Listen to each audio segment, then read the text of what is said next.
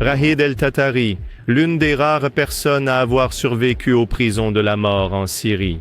Il a passé 43 ans dans les prisons d'Assad, et cela sans même un procès équitable, emprisonné sans raison, et ce qu'il a vécu à l'intérieur surpassait les films d'horreur. Rahid el-Tatari, ancien pilote des forces aériennes syriennes, a reçu en 1981 un ordre qui allait changer sa vie alors qu'il n'avait que 26 ans. Hafez el-Assad lui avait ordonné de bombarder la ville pour écraser une révolte politique à Hama. Cependant, el-Tatari n'a pas obéi à cet ordre et a refusé de bombarder son propre peuple. Une enquête a été ouverte sur ce jeune pilote qui avait simplement écouté sa conscience. Rahid el-Tatari, inquiet pour sa sécurité, a d'abord fui en Jordanie, puis en Égypte pour demander l'asile. Cependant, sa demande a été rejetée. Toutes les portes lui ont été fermées. Désespéré, el-Tatari a dû retourner en Syrie peu de temps après auprès de sa femme enceinte. Dès son entrée dans le pays, il a été arrêté. Le tribunal militaire qui l'a condamné à la prison à vie n'a pris qu'une minute pour décider de son sort. Il n'était pas le seul pilote à refuser de bombarder Hama. Un autre collègue s'était également opposé à l'ordre et avait fui en Jordanie avec son avion de chasse. Des questions ont été posées à el-Tatari au sujet de son ami en fuite. Cependant, il a refusé de répondre aux questions et a été accusé pour cela. D'abord, il est resté 2 ans en isolement à la prison de Mézé en Syrie. Ensuite, il a été transféré à la célèbre prison de Tadmor. Il a été emprisonné ici jusqu'à l'année 2000.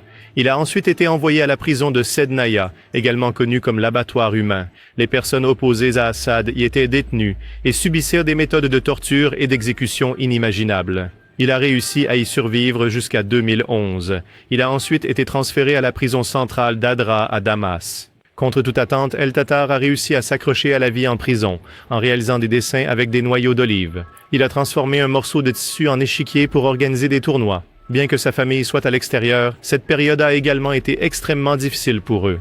Son fils, Veil el-Tatar, né l'année de son arrestation, n'avait jamais connu son père. Il dit qu'il a attendu 14 ans pour obtenir la permission de faire même une courte visite.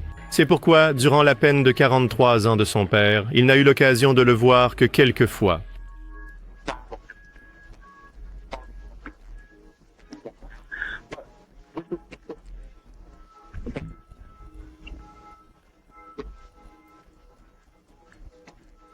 En 2022, le fils Tatar organise une campagne de marche non seulement pour la liberté de son père, mais aussi pour être la voix de milliers de personnes dans les prisons syriennes. Près de 13 millions de personnes soutiennent cette campagne. Cependant, en dehors de la sensibilisation, aucun résultat tangible n'est obtenu. Sa détention est également suivie de près par des organisations internationales de défense des droits de l'homme. Des groupes de défense des droits de l'homme comme The Theory Camping qualifient el-Tatari de plus ancien prisonnier politique de Syrie. Cette captivité prend finalement fin le 8 décembre 2024 avec la prise de Damas par les forces d'opposition syriennes. Après la chute d'Assad, les portes des prisons de la mort s'ouvrent. Les images de cruauté défiant l'entendement sont révélées dans toute leur réalité. Merci d'avoir regardé.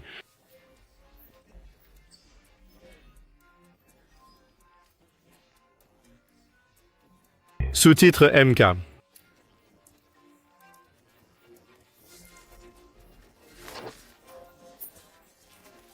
Avez-vous vu les photos? Non, j'ai vu les photos dans le rapport précédent. Ce n'est pas à propos de la photo. Comment pouvez-vous l'identifier? Vous avez dit que... Avez-vous des photos? J'ai des photos. Pouvez-vous me les montrer? Oui.